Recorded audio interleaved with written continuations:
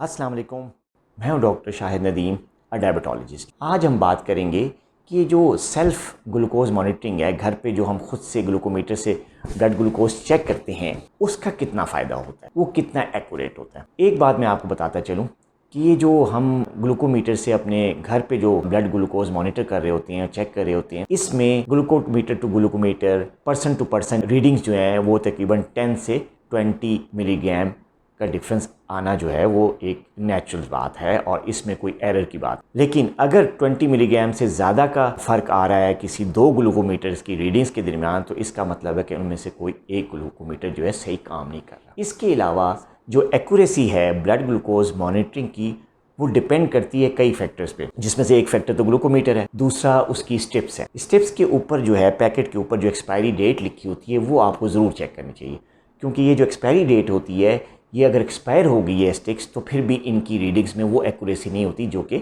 Normally जो नई ताज़ा मैन्युफैक्चर की हुई स्टेप्स ली जाती हैं।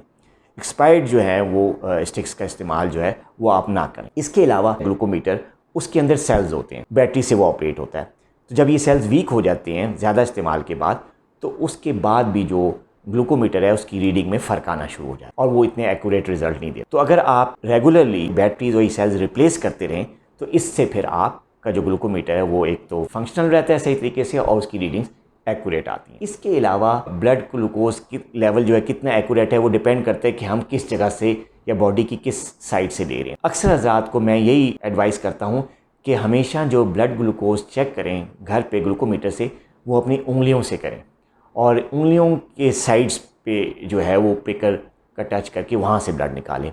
कई और साइड्स भी हैं, जैसे हाथ, बाजू और टांगों से भी आप सैंपल ले सकते हैं, ब्लड डॉट ले सकते हैं, लेकिन वो साइड्स जो हैं फिंगर के मुकाबले में ज़्यादा एक्यूरेट रिज़ल्ट नहीं देती। हाँ, और जब हमारे लेवल ख़ास तौर पे जब बढ़ रहे होते हैं, जब हम खाना खाते हैं तो उसके फ़ौरन बाद या जब एक्सरसाइज के बाद हम शुगर जो हमारी लो हुई होती है, तो उस टाइम पे भी जो है वो फिंगर से जो है चेक करने पे रिज़ल्ट ज़्यादा एक्यूरेट रहता है, बजाय कि उस वक्त हम टांगों से या बाजुओं पर से सैंपल उठाएं। तो याद रखिए कि अगर आपका ग्लूकोमीटर की बैटरीज ठीक हैं, आपकी स्टिप्स जो हैं वो फ्रेश ली हुई हैं, ज़्यादा पुरानी नहीं हैं, और आप अपनी फिंगर्स से ब्लड का सैंपल ले रहे हैं सेल्फ मॉनिटरिंग करने के लिए, तो आपके रिज़ल्ट्स एक्यूरेट ही होंगे। ज़्यादा एहतिमाल इसी बात का है कि आपके ये रिज़ल्ट्स एक्यूरेट होंगे। आइंदा मिलते हैं इस सीरीज़ की एक नई वीडियो के साथ। अपना बहुत ख्याल रखिएगा। अल्लाह हाफ़िज़।